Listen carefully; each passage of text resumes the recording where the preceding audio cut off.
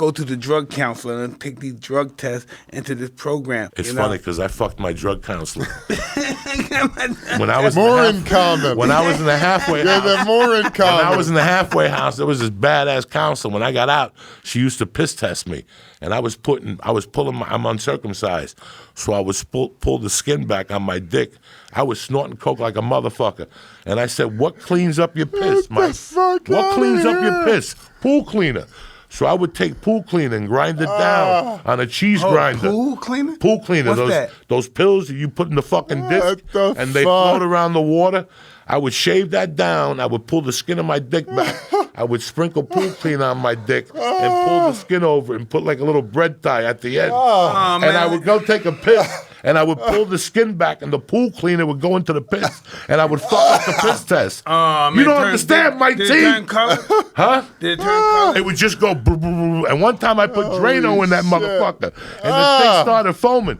But the dude couldn't catch what I was doing. They knew I was fucking up the machine, Mike, but they couldn't catch it. So they sent a white chick in one day, and I would jerk off outside a little bit to get my dick hard, and I would go in there with this Cuban egg roll, and I'd fucking pee and show her the hammer. So I get out of the halfway house, I move on with my life, I get into comedy, and I'm slinging, I'm delivering Chinese food, but slinging coke and doing comedy at the same time.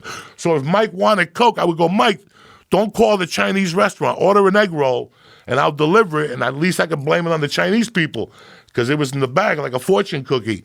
So one day I knocked on the door, and who answers the door? The drug counselor. But to boot, she was cute. She had a nice breast. She had a nice body. But the only problem with her was she had a leg like with a limp, and it was like a mystery. So nobody talked to the bitch. We met eyes. We started swapping spit. I started fingering her. I laid her down, and what I did was I pulled the one leg off the one leg, but I didn't even pull the gene off the other leg. I just left it a mystery. I ate her monkey. I put my hammer in her mouth. And it was one of those long comes when it's like 20 minutes. Man, when they're just looking at you because I wasn't trying to jerk off then. I was trying to get muscles. I was 33 trying to get into lifting and shit. Oh, my God. I never saw her again. She gave me like an $8 tip, and that was it. I never saw her again. I forget what her name was, but who gives a fuck? God bless her. Man. When you fuck your drug counselor, you got problems, dog. No, we had problems. I used to snort coke in the halfway house. I was slinging in the halfway house, and Mike, I was loan sharking because the rent was $75 and you had to pay it on Thursday or you couldn't get out. See, I couldn't get high in prison because my head be all fucked up. No, I didn't get high in prison. I just did acid in prison. But when I got to the halfway house, that's when I went fucking nuts. I had the coke hidden in the fucking thing, and I would sell it in the halfway. You can't believe like that I'm the same person today. That's why now when they get mad at a governor or even at that judge for something they did 30 years ago, you really can't get mad at that because I was a completely different person. You change. As a human being, we adapt every couple of years that we say to ourselves, we can't act that way anymore. So I can't believe when Mike's original question was, how do you feel? How the fuck do you think I feel? I fucked my drug counselor.